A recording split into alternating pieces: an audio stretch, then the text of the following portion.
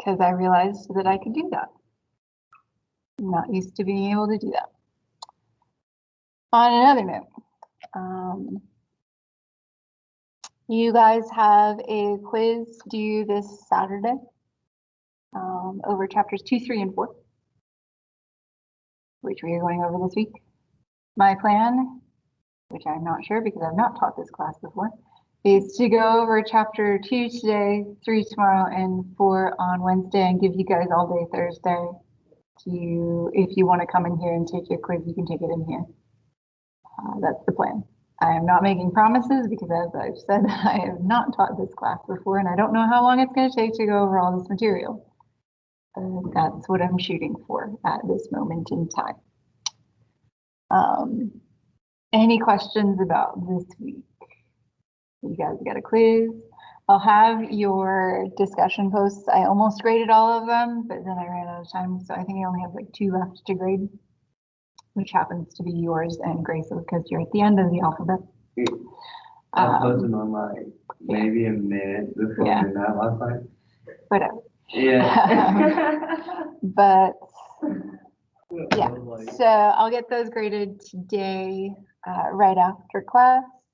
And today we are going over chapter 2, and hopefully we can get through the end of it.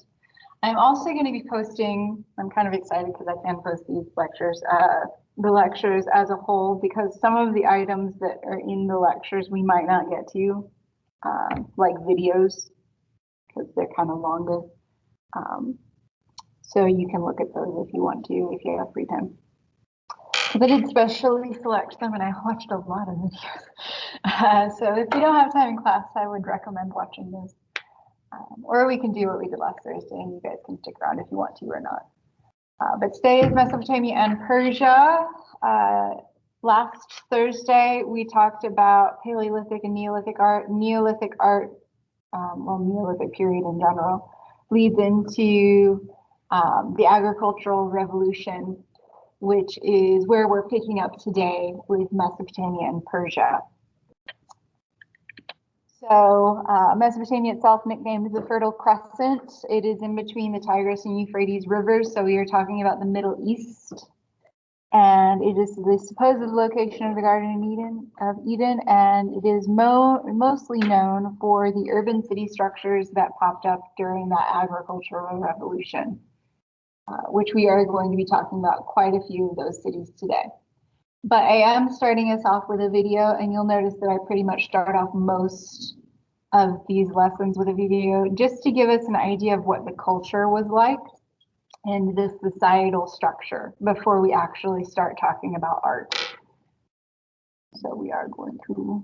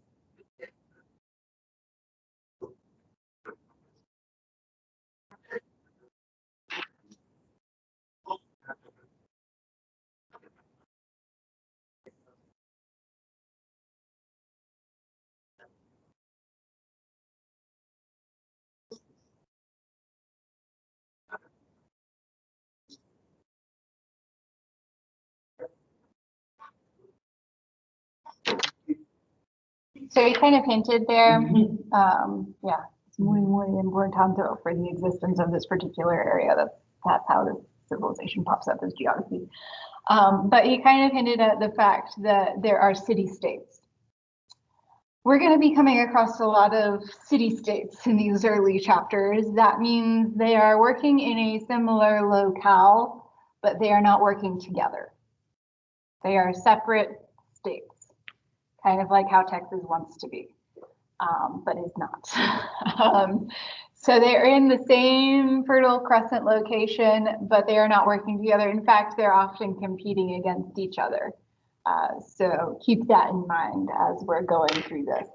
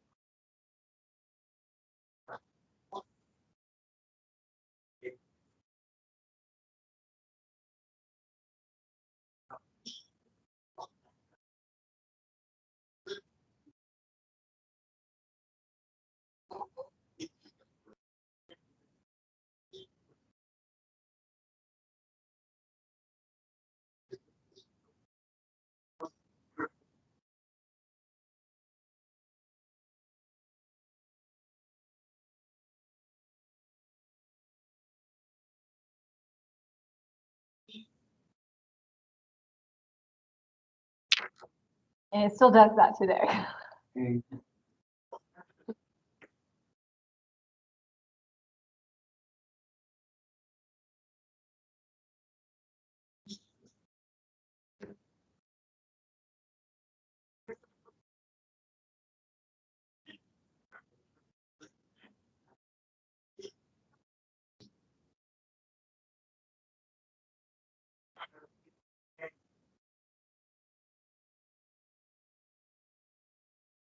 I love.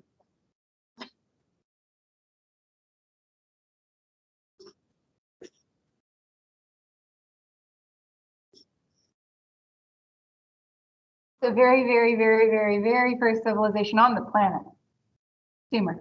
Mm-hmm. And that is where we are starting today, folks.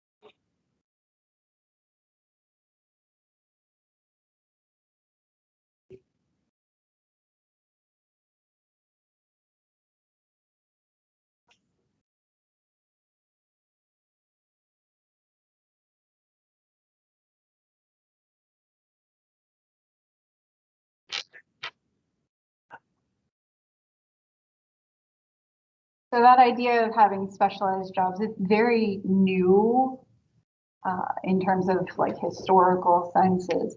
And it does first happen with Sumeria, that the idea that not everyone needs to be hunting and gathering, that we can have one person focus on irrigation, one focus on growing crops, one focus on animal husbandry, and then you have time left over and jobs left over for people to work on education, government, and things like that.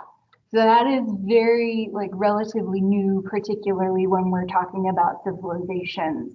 And it is one of the major key traits of a civilization taking off.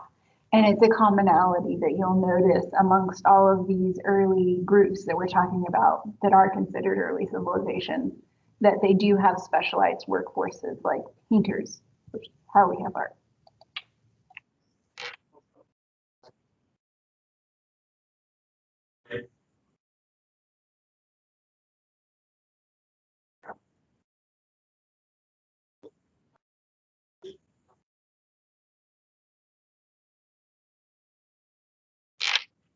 comes about thanks to those specialized jobs that you can have those religious institutions, military institutions, and government institutions.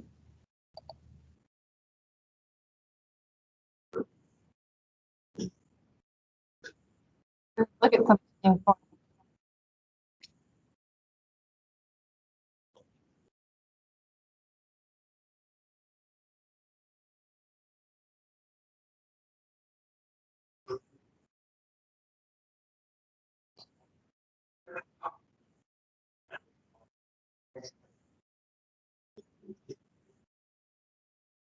So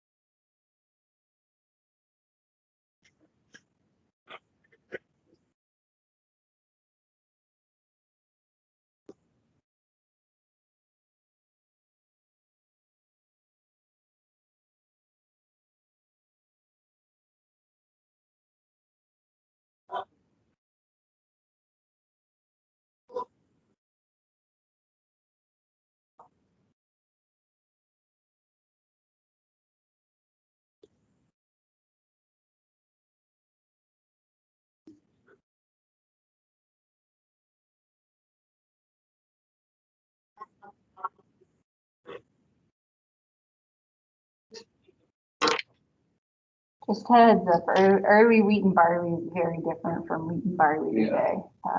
It was not quite edible. It had to be bred to be edible. So there's a big difference there.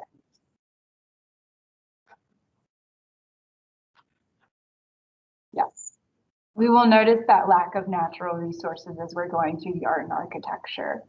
They're going to have to do things a little bit differently than their neighbors, the Egyptians, because they lack particularly stones.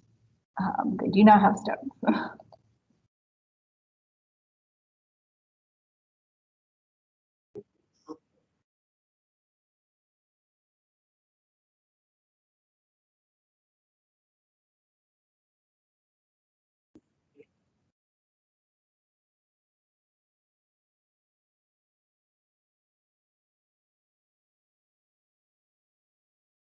That's a big one.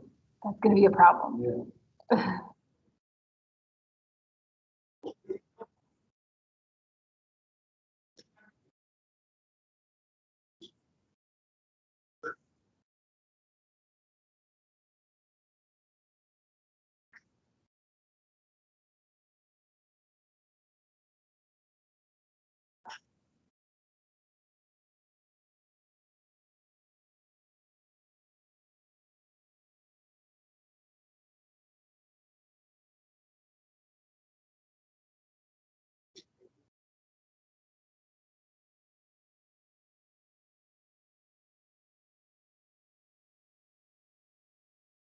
You'll notice when we get to particularly the Greeks, they also have city-states, and it's the same rule that applies to them. They're basically their own separate little nations with a few commonalities linking them, such as trade and language. Okay. And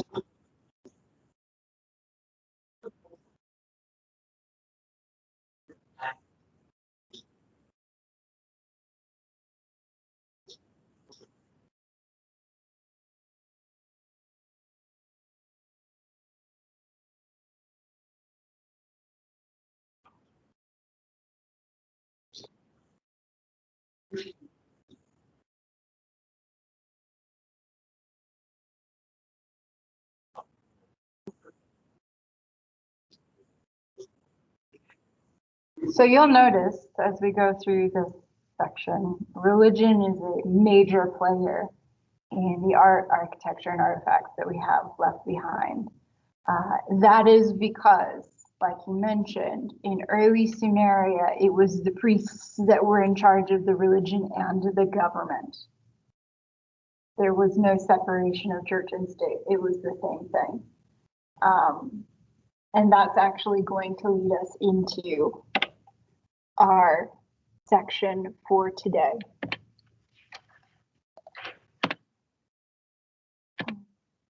So just to recap that video briefly, we are talking about a region that is located in present-day Iraq.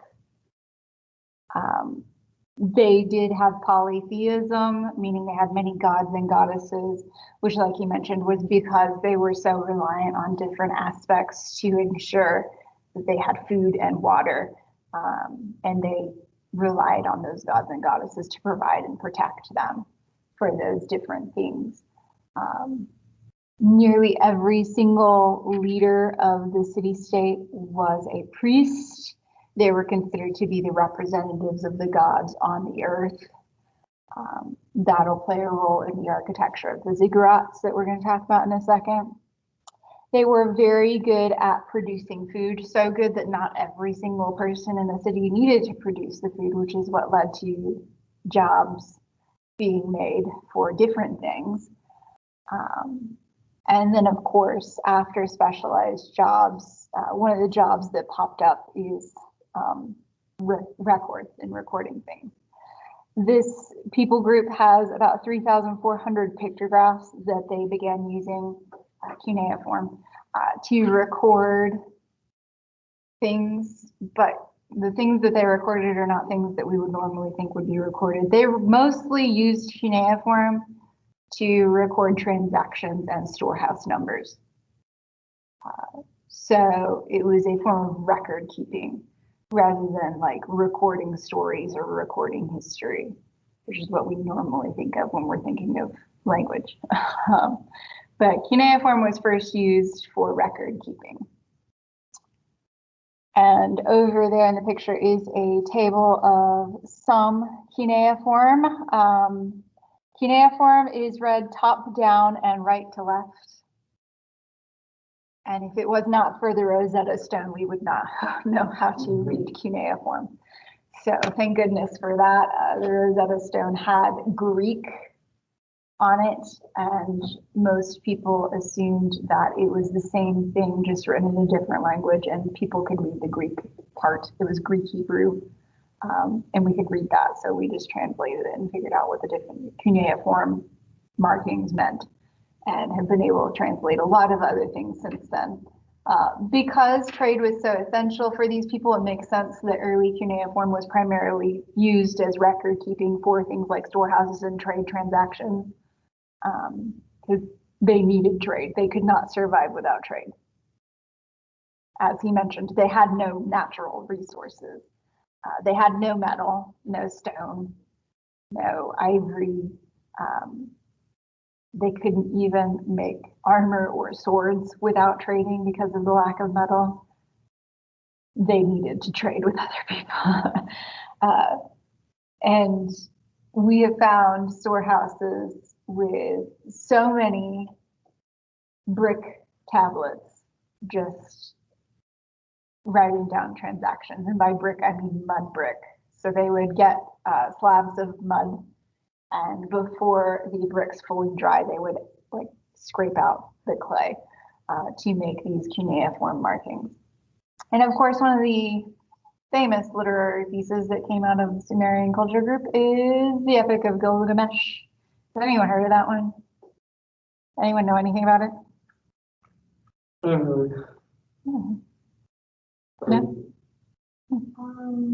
If I remember correctly, it's very flaky. I think it's the Epic of Gilgamesh kind of starts up with Sumerian like religion and the origin point about how they came to exist. Yeah.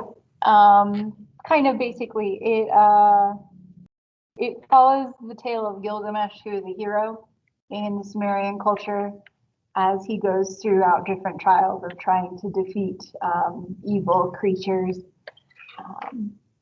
But that's basically what its purpose was to set up the culture, which means we don't have to watch the video, which makes me very happy because I think it was kind of long. But if you're interested in hearing the exact details of who he was fighting and what ended up happening, you can watch the video later on after it's posted. I will say, part of the story does recount a flood that wipes out humanity, just from a different people group. Interesting. But yes, so our first actual building that we're going to get to look at is a ziggurat. It's the White Temple at Uruk. Because religion was so important for these people, we are going to be looking at quite a few religious monuments, temples, ziggurats, and artifacts, which makes sense since there was no real separation of church and state. So the temples and ziggurats do play a central role in Sumerian city-states. More often than not, they were located in the very center of the city.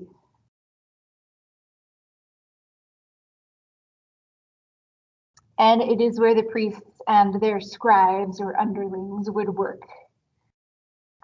The ziggurats would try to be built as tall as possible because the higher up you are, the closer you are to the heavens or the gods.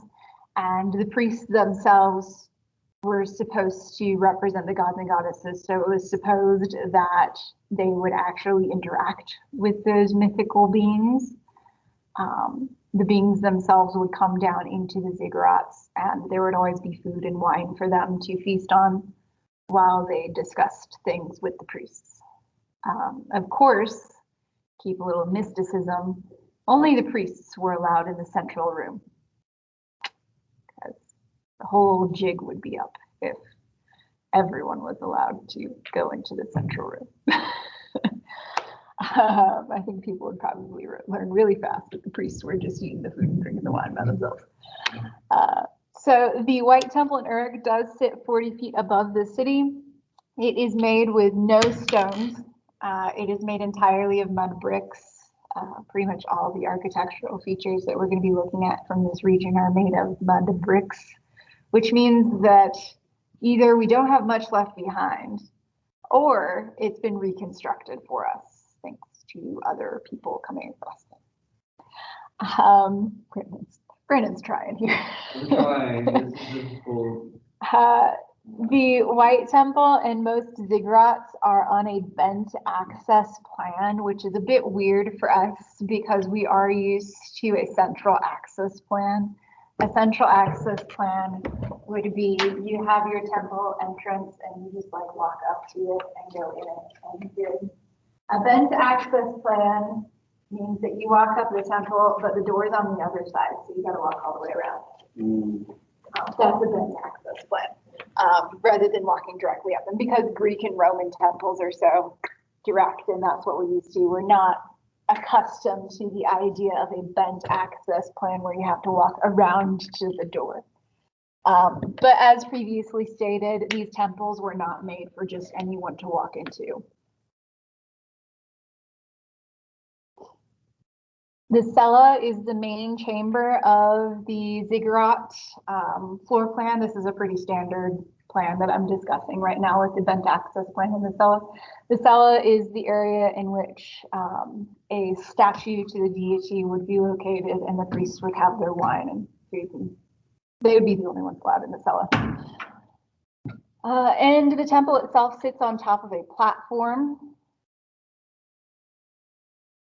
The White Temple specifically is dedicated to the god Anu, which is the god of the sky, in case you were curious, because I like to know who's dedicated to what.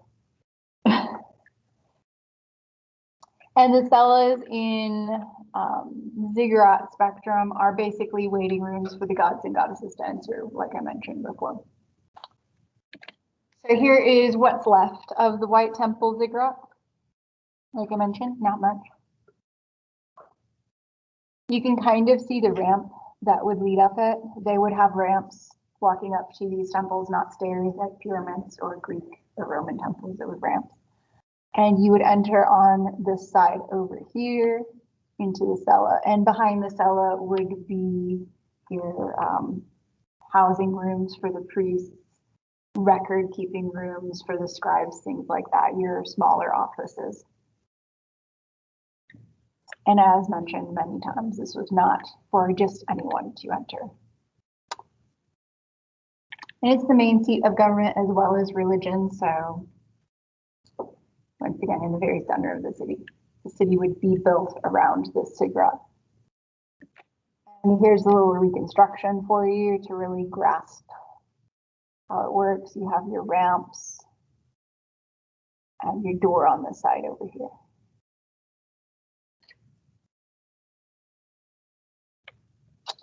And in case you're wondering what date we are on 3200 BCE to 3000 BCE, approximately.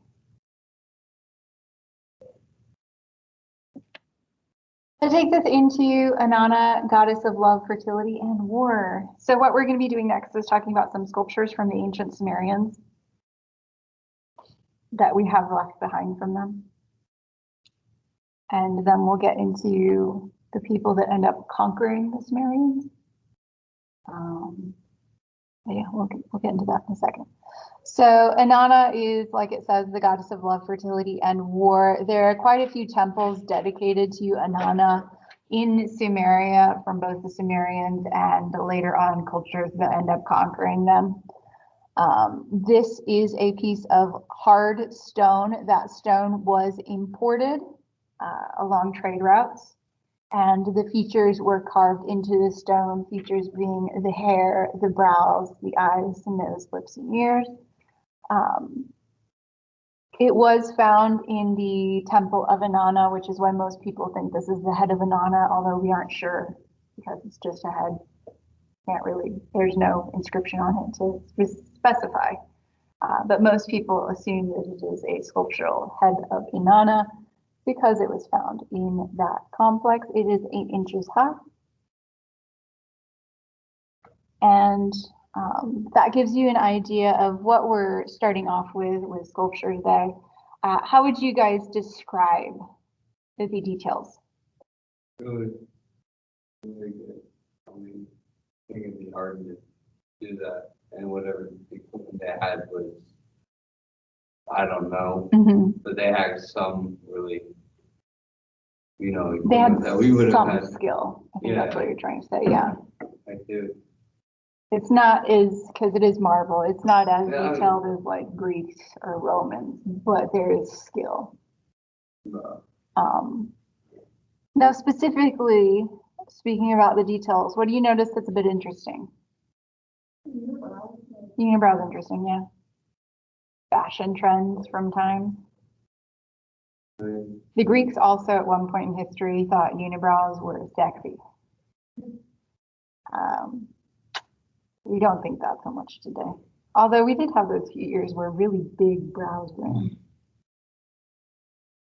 What else? Here's interesting, yeah.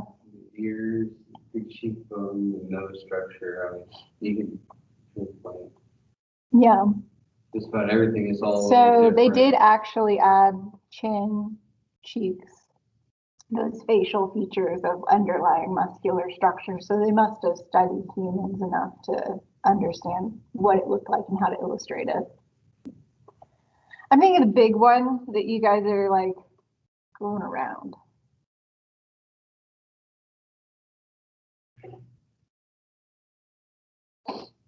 Something that looks out of place.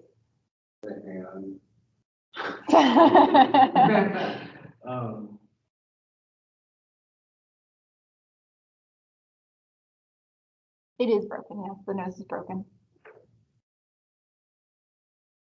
Well, let's see if you notice it on later sculptures, because I bet you will. Our next image is the Warka vase, but I'll come back to that one. Let's see if you notice it on this one.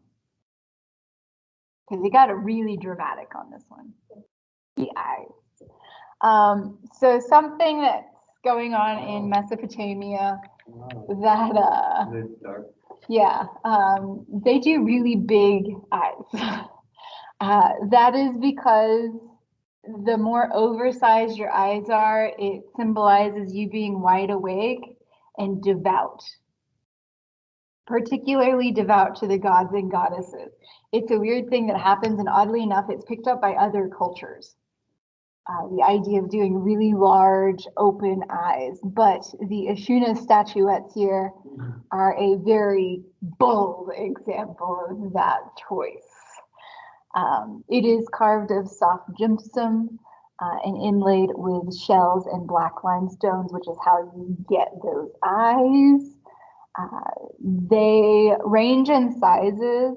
There's been a bunch of these found, several dozen of them, and some of them are very small, some of them are large, some of them are singular people, some of them have children. Over here, you kind of notice the little broken off piece. That's where a child once stood that broke off.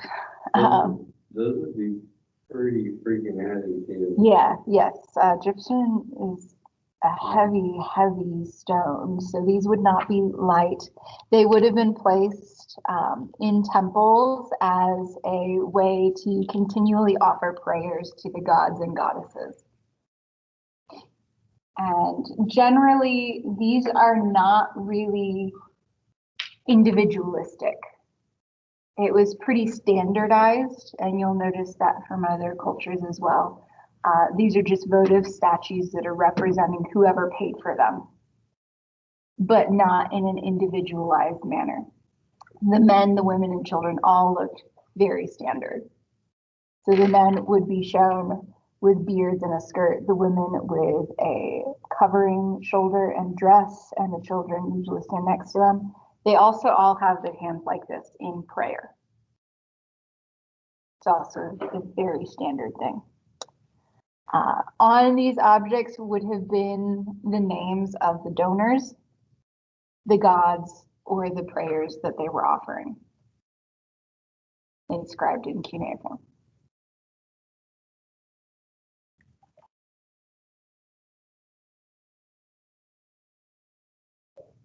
And as we go throughout the cultures, you'll notice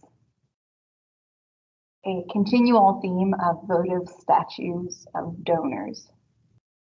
I'm thinking particularly with the Cycladic Greeks, which we're going to be talking about hopefully on Wednesday, if things go as planned. Now back to work of Ace. The work of Ace is huge. We'll start off with that. I'll go to the image next. So this vase, I've seen this. oh yeah. Its sole purpose is to illustrate what the job of the rulers of the Sumerian cities was, which was being a medium between the gods and the people. And of course, you'll notice it is designed in several registers. We'll be talking about each register, and it is read from bottom to top. It also was supposedly once painted. That's just historians guessing, though, from traces left behind. So to give you an idea of the size, I know it's here somewhere. It is made of alabaster. It is a little bit over 3 feet tall, and it weighs 600 pounds. Yeah. It was found in 1934, in case you were curious, by German excavators in Uruk at one of the temples. And now I'm going to go over some of the panels. Like I mentioned, it is read from bottom to top. The bottom panel, any guesses as to what that's supposed to represent? Well, that's going to be like your Crops, oh. yeah. So we have barley and reeds, which are the two main crops of this region. The wave pattern at the bottom is supposed to represent the Tigris and Euphrates rivers. So our bottom panel is agriculture.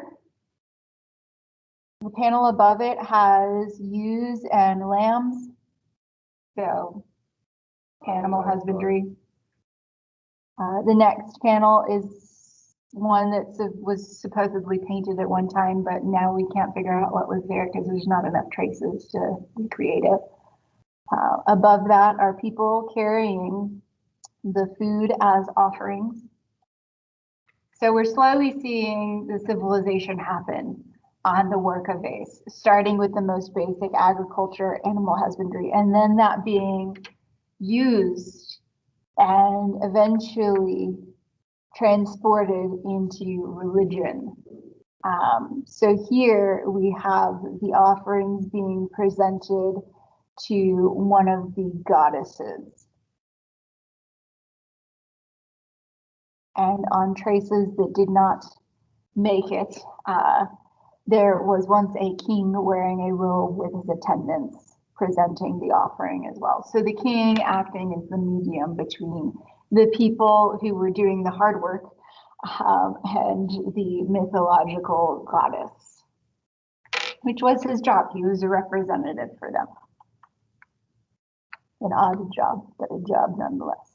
Of course, the band goes all the way around, so there are different stories happening, but it's basically a continuation of that procession leading up to the goddess and the king's interaction. So really helping to illustrate Sumerian civilization and what was happening inside of it and how that civilization came about and their main goals with their society in an interesting manner. So just to hit home the fact that most of the art and artifacts that we have about these people are based around religion and government in the form of religion. This is something non-religious from the Sumerian people, but it helps to illustrate what's happening in the climate of that area. This is the stele of vultures. The stele of vultures is a two-sided stele. A stele is just a stone tablet that illustrates usually a battle victory, in case you're wondering what a stele is.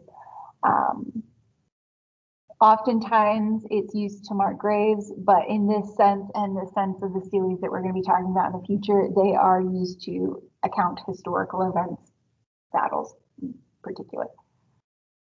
This particular stele on this side, the stele of vultures, shows the ruler of Lagash, one of the Sumerian city-states at that point, leading his soldiers into battle. So you'll notice Lagash over here, well, Enetum, and his soldiers. His soldiers have basically formed into just one singular block with their shields and spears all pointing in one direction. What do you guys notice about the composition here?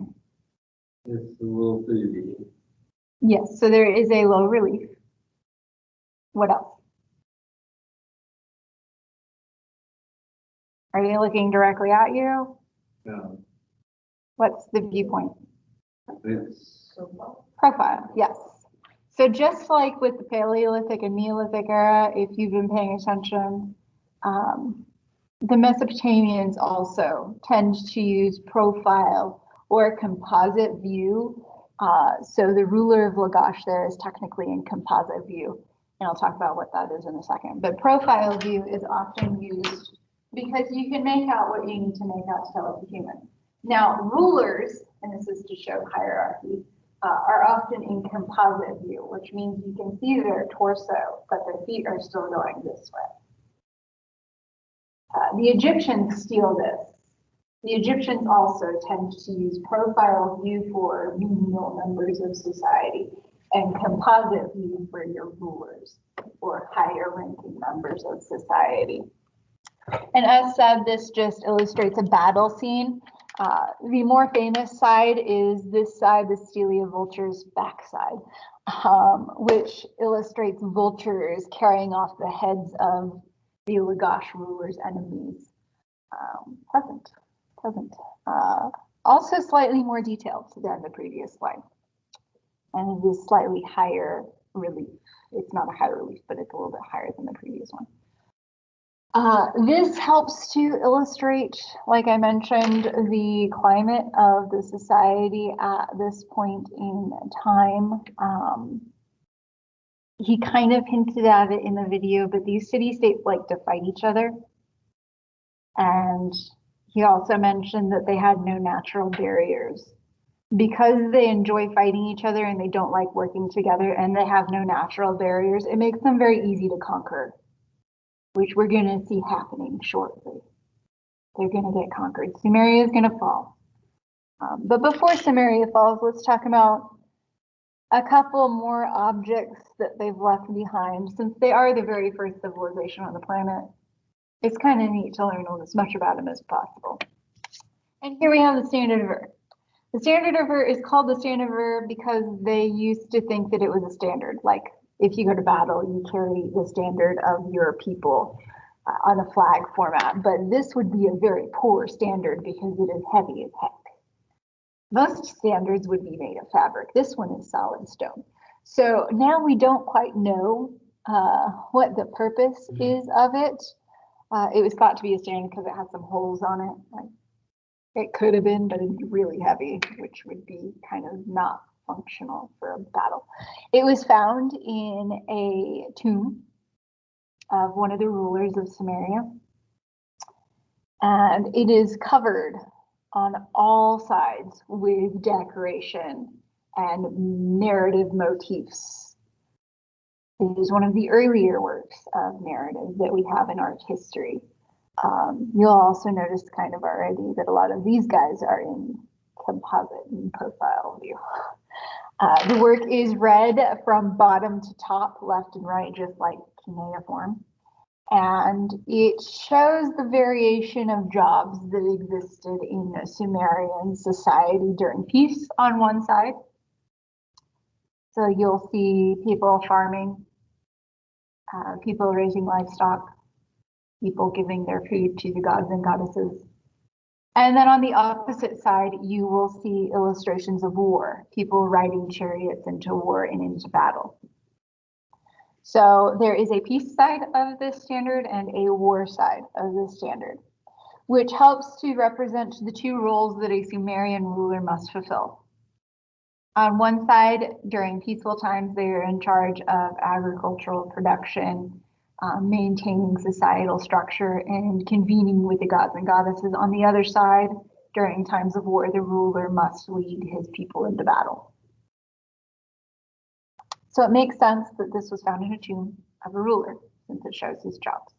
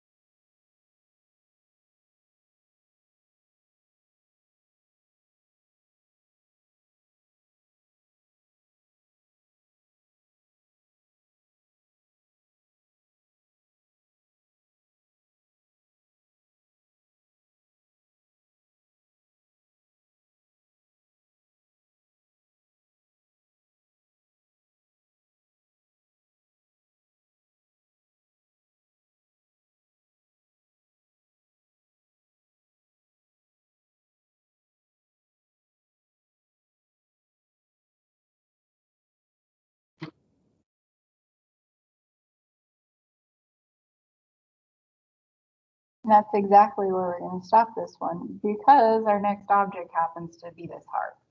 Oh, Found in the same tomb, the bull-headed harps. that's cool. So in adjacent tombs, this one's from the Queen's grave. There was another one found in the King's grave, which is where that standard is supposedly from. We have a harp, a wooden harp. The wooden part's reconstructed. It's not original. With a gold gilded bull's head that has a lapis lazuli beard. Also showing importation that's happening along this trade route because lapis lazuli and gold do not exist in Ur. And below that, you see registers of animals performing tasks that are human tasks, such as weaving or making food. You'll notice the animals are in profile view, so you can tell what animal is what. The only two figures that aren't in profile view is the figure that's underneath this bull's head and the scorpion man at the bottom. So the only two figures that are not in profile view are the humanoid figures, and I say humanoid because both of them have some sort of an animal characteristic. They're in composite view. A lot of people think that this illustrates the story of Gilgamesh. We can't be certain. But this just goes to show you that music was another job that was considered to be fairly important with the society and important enough to have musical instruments buried along with the dead. Did these people enjoy the idea of an afterlife like the Egyptians? Possibly, because of the amount of objects that they did bury the wealthy members of society with.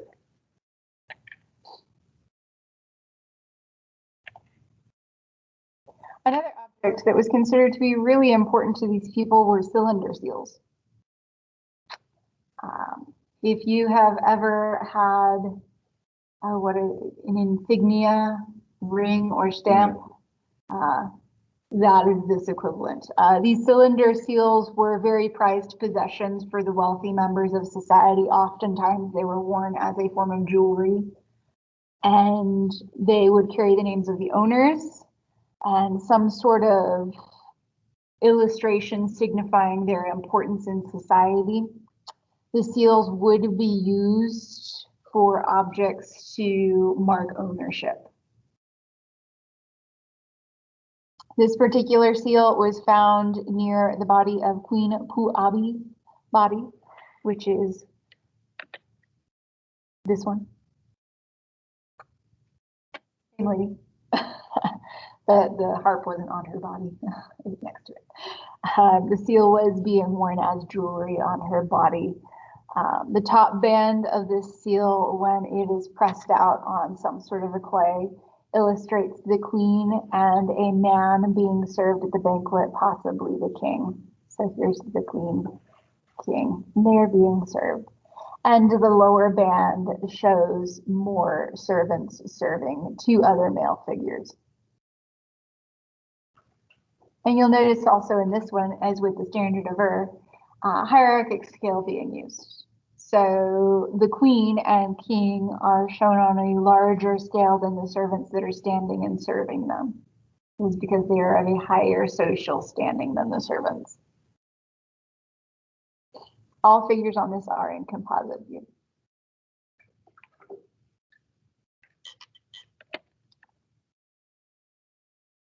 Like I mentioned earlier, Sumeria does end up being conquered. One of the first people groups to conquer that region are the Akkadians. Most well known for their biblical stories. They are featured quite frequently. So in 2332 BC, the city-states of Sumer were conquered and united under Sargon of Akkad, the first Akkadian ruler. Just to give you a little historical background if you're interested on why they conquer and how they do it and who did it. he was able to conquer the city-states individually and unite them under one country. Woohoo! Of course, that doesn't last forever. Eventually, they're going to fall apart. The capital of Akkad is what will later on become Babylon. Also, if you're trying to follow along, the Akkadians, however, did not speak the same language as the Sumerians. They did use cuneiform to keep records, which is good for us for historical and archaeological purposes, but they had their own individual language. They are the first people group to introduce power under one singular person, and this power no longer meant there was religion combined with government. The Akkadians ruled as kings, not priests. So a little bit different from the Sumerian people. Sargon, the first ruler of Akkadians, or Akkad, his son Naram-Sin, who is pictured here, called himself the king of the four quarters, meaning the king of the earth, and he is going to be talked about shortly for particular imagery. King of the earth. I am the king of the earth. Pretty interesting. The Akkadians had a different way of denoting death than, say, the Sumerians burying things with all of their stuff. The Akkadians would create life-size sculptures to dedicate their dead. And this is the head of one of those life-size sculptures. It is entirely made of copper. That copper would have been imported. It is hollow, made using the lost wax casting method. And like I said, it used to be an entire statue. This statue was destroyed most likely when the Medes people occupy Acadia, but you don't need to know that unless you're really specific about the details. And it was done so to disfigure this person. So the Akkadians did believe in the afterlife. And they believed that these statues represented their bodies in the afterlife. During the Medes occupation, like I mentioned, this was destroyed. So they took his head off of his body and they gouged out his eyes and cut off his ears. That was representative of, like I said, his body in the afterlife. So now his body in the afterlife was basically destroyed. He had no eyes, no ears, and no body, just a head. So he couldn't function in the afterlife anymore. They basically ruined his life in the afterlife. This is considered to be a very brutal form of occupation. I mean, like today, it's not quite as brutal to us because we don't believe in like afterlife and meeting our body in the afterlife and having statues represent our bodies. But back then, this was quite serious. This was as cruel as you could be to a person. So, yes. We don't know exactly which Akkadian ruler this used to be, but I would like to discuss how this head, besides the date it was made, differs from the head of Inanna that we looked at earlier. Well, this mountain that is on the first place. Yes. More detailed. It's more detailed. It's more natural. Copper. So the Akkadians did a little bit better of a job at representing natural details of people, making them a little bit more individualized than the Sumerians did. But as I mentioned earlier, the Sumerians weren't too interested in creating individuality in their artworks.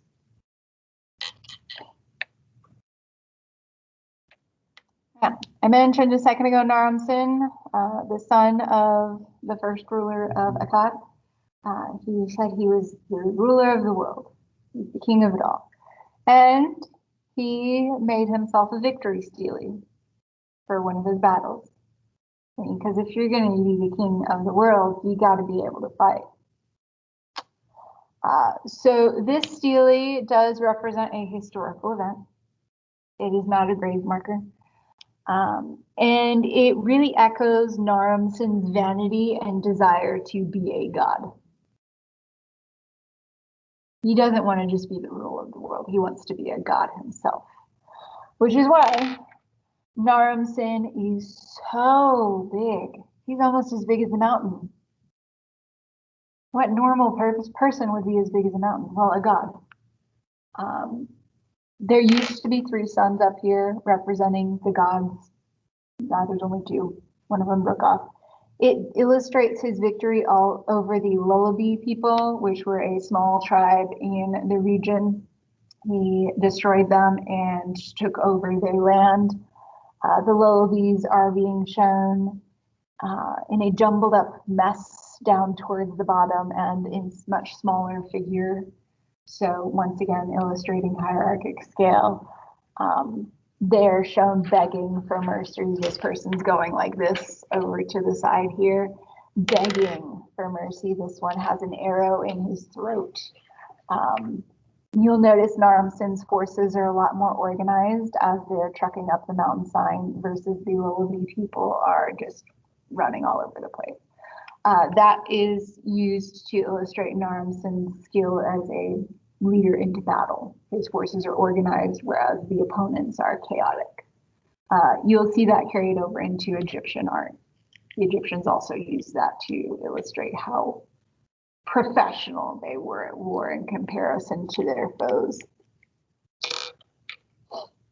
This image is the first image that we've looked at in Sumerian or Mesopotamian art, since this isn't Sumerian anymore, Mesopotamian art that does not use registers. Instead, we have a narrative scene that starts at the bottom and our eyes lead up, rather than just bands of picture planes happening.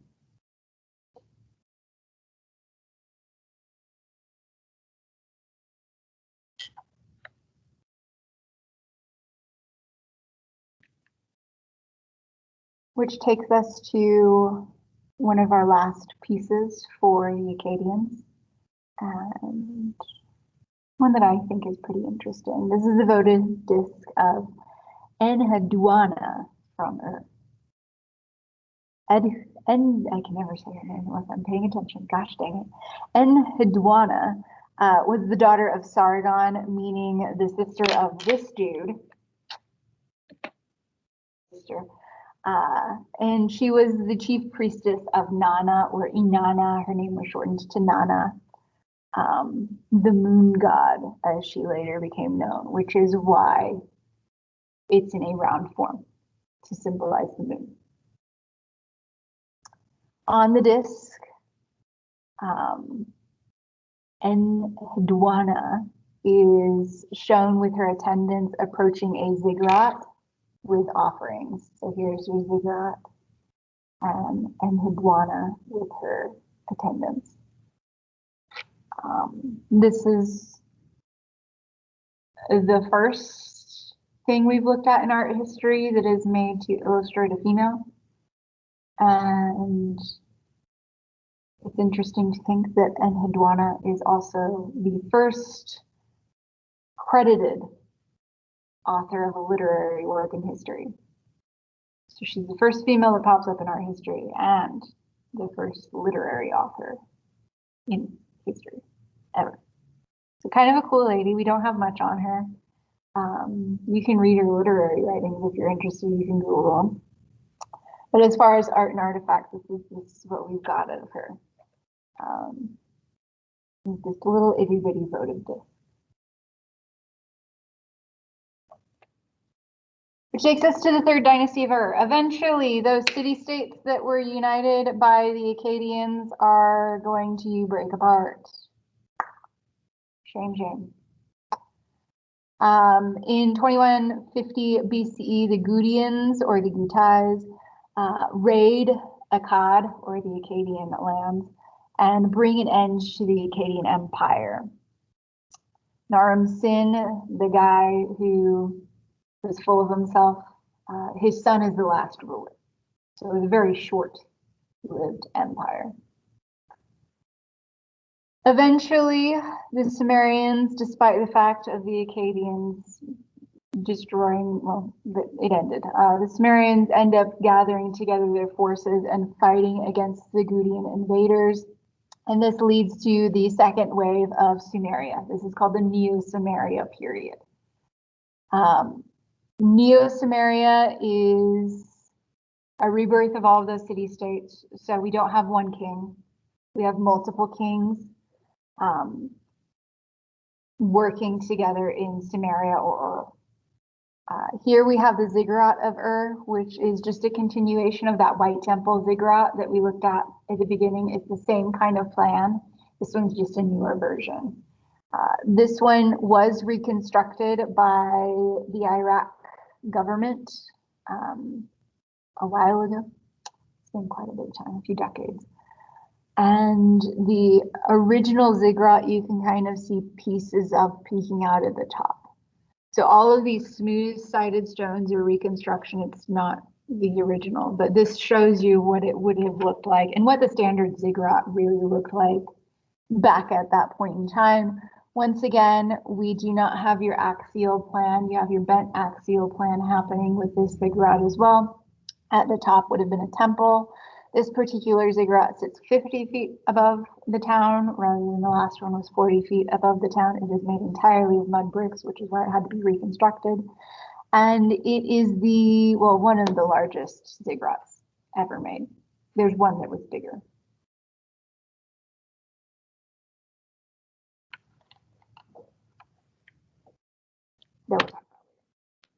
That takes us into Gudea of Lagash. Gudea was the Ensi or ruler of Lagash during the Neo-Sumerian dynasty. Well, one of the rulers of the Neo-Sumerian dynasty, it lasted a bit longer than just one person. He is most well known for his devoutness to gods and goddesses. When the invasions were happening in Ur, a lot of the temples were destroyed. So Gudea made it his job and life's mission to fix those destroyed temples as well as erect new ones, dedicating them to different gods and goddesses. Inside of every single temple, he would install a statue of himself. And on the statues would be inscriptions such as this one. Statue has not been, this statue I think is what it's supposed to be. I type really fast. This statue has not been made from silver, nor from lapis lazuli, nor from copper, nor from lead, nor from bronze. It is made from diorite. He says that because diorite was a very rare, costly, hard material. So to show his wealth and devotion to the gods and goddesses, what he was willing to go through to be pious to them. Most of his statues show him in the same exact pose, which harkens back to those votive statues that we looked at towards the beginning. Sometimes he's standing, sometimes he's sitting. Very large eyes, a continuation once again of the votives, to show piety and devotion. He is also shown wearing the same exact clothing every single time, which is a robe that exposes one shoulder. Here is one of Gudea of Lagash's statues. He has a blueprint of the temple structure sitting on his lap. On the skirt of his garment are the inscriptions that he would leave, like dedications and little sayings. And like I said, his pose there, this one is for the temple of Ningirsu. Gudea was a strange fellow. He believed that the gods and goddesses spoke to him in his dreams. And he would often write about those dreams on the inscriptions. Like why he built this temple or why it's dedicated to this person. If it came to him in a dream or something like that, which is how this one happens. So this particular statue was made for a goddess that came to him in a dream, asking him to make a temple for her. So he did. And just like all of the other temples that he reconstructed or made, he put a statue of himself in there.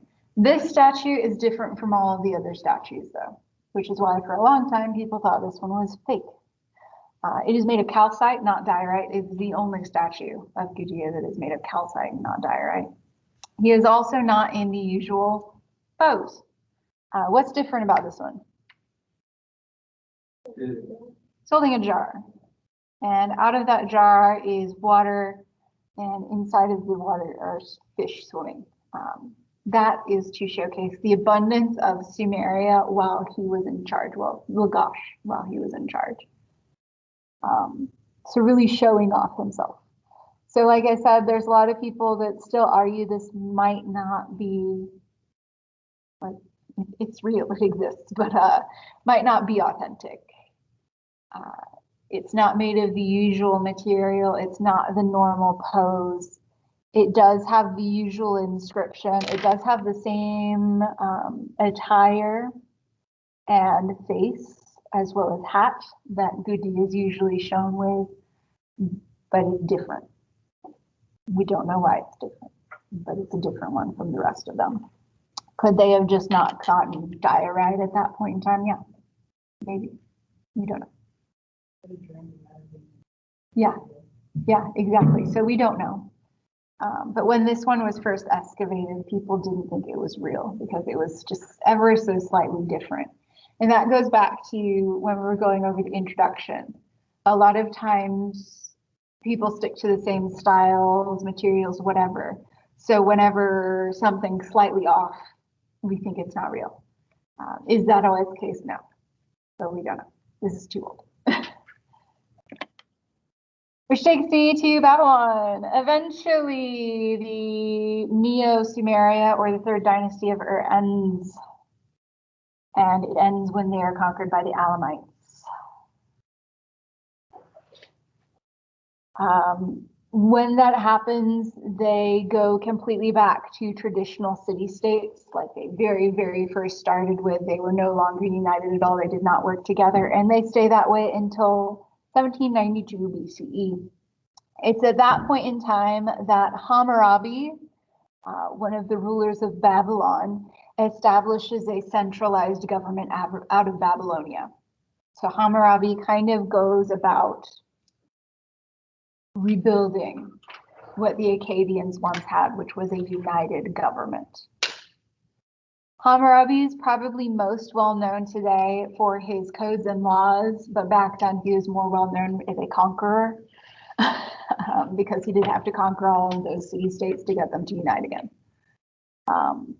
But like I said, he's more well known for his laws. He made 282 laws to govern his city and, well, his empire eventually. And they became known as the Code of Hammurabi. We're going to be looking at the Code of Hammurabi in a second. But the laws themselves range quite a bit. Some of them are pretty random. Some of them kind of make sense. There were laws that covered property laws, like what happens if you steal your neighbor's tree. Yes, that is a specific law that is listed. Yes. It's most famous for the eye for an eye code, which is number 196, and it is written there in case you're interested. If a man destroy the eye of another man, they shall destroy his eye. If one break a man's bones, they shall break his bone. If one destroy the eye of a man's slave or break a bone of a man's slave, he shall pay 1/2 his price. That is a law. So wide-ranging laws. There's even like divorce laws in there built in, or laws to prevent. No, I'm not going to go there. I'm not going to go there today.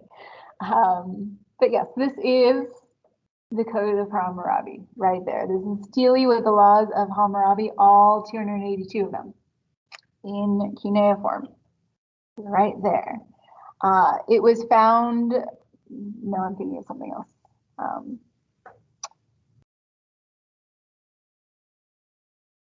It is basalt. It is a very large stone. It is heavy. At the top is a low relief of Hammurabi receiving the ring and rod from the sun god Shamash. That is basically a symbol of the gods giving Hammurabi the power to rule over these people, meaning they support his laws. And if you're wondering who's who, Shamash is actually the bigger figure, the god seated, and Hammurabi is the one standing who's a little bit smaller.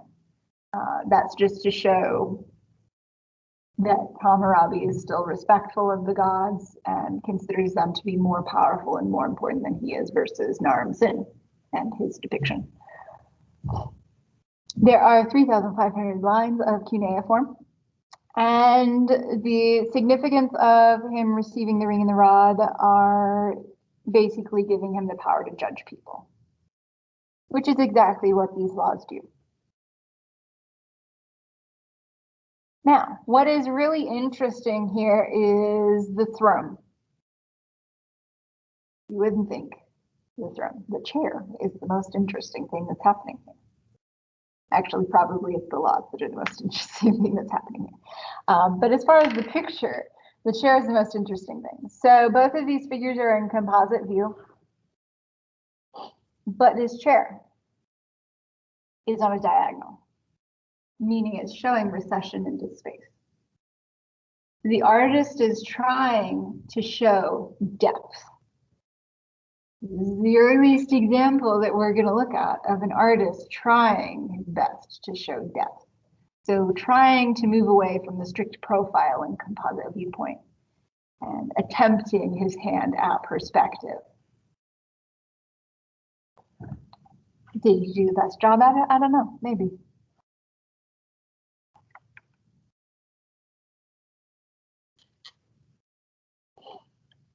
But there are also still portions of this image that are in strict profile, such as Shamash's crown. Most illustrations of Shamash are not in strict profile, by the way. This one is, which is a bit odd. But Shamash's crown has 2 horns on each side. So normally you would want his head to be like looking at you so you could see all the horns at one time, so you'd be able to say, that's Shamash. This one, the artist chose to just show the 2 horns on the side of the crown, which is different. So the artist did take a little bit of artistic license here, which is something you don't often see in ancient cultures. More often than not, they followed strict rules that they were supposed to be doing things on. And our last, I believe today, yeah, we'll stop here so that we start up with a new dynasty. Our last Babylonians, before the Neo-Babylonians, because there's going to be a Neo-Babylon, is this image of Elam. So the Babylonians were conquered by the Hittites around 1595 BCE, but the Hittites do abandon the city of Babylon to the Kassites, in case you really care about all this stuff. You don't need to know any of this. This is just because I like linearity and knowing who conquers who. This is my personal preference. The Elamites end up raiding Babylon and taking it from the Kassites. And when they do that, they steal a lot of artifacts, which is why artifacts like the Code of Hammurabi and the Stele of Naram Sin are not found in their original locations by archaeologists later on. They're found in what's known as Susa, because it was taken as spoils of war by these people. In Susa, they did their own kind of art. So this is artwork by the Elamite people in Susa. And here we have a life-size copper statue of one of their queens, Napper Asu, which was found nearby the Stele of Naram Sin and the Code of Hammurabi. This statue weighs 3,760 pounds. Another heavy one. It has a large bronze core inside. So we have our bronze core and the copper statue is made around it. That is because this queen wanted to make sure her statue never fell. She wanted to make sure it would stand the test of time and last forever. It is a votive statue, meaning it is meant to honor one of the gods or goddesses that it's dedicated to. And she wanted to make sure that her statue representing her body never stopped praying to that god or goddess. And even today, it's still there. I mean, she's missing a head and an arm, but the rest of it's still there. So she didn't do a bad job with selecting her materials and her design. I don't know if it was the artist that did it or the queen. I'm sure the queen had some input. Probably the artist is the one that engineered it though. But yes, that increased weight of the bronze core helped to prevent tampering, like the tampering that we saw with the head of the vacating ruler bust from earlier. So that wouldn't happen to her statue, which was once again a votive statue. Now tomorrow we're going to pick back up with the Assyrians. The Assyrians are going to end up conquering Mesopotamia and taking over for a brief period of time. They're also pretty recognized in the Bible. And then they're going to end up being conquered by the Neo-Babylonians and then eventually conquered by the Persians. You end up eventually getting conquered by the Romans. Well, the Greeks and then the Romans, but yeah, that happens. A lot of conquering with this one. We don't see that in the later chapters, so good, because it's kind of confusing with all of the strange names. I know that. So tomorrow we're going to pick back up right here with the citadel of Sargon II, and we will enter pretty quickly into Egypt as well. So keep a lookout for Egypt. We'll be starting that tomorrow. But that is it for today. I am going to have you guys clean the desks today. So I'll come around with a spray bottle and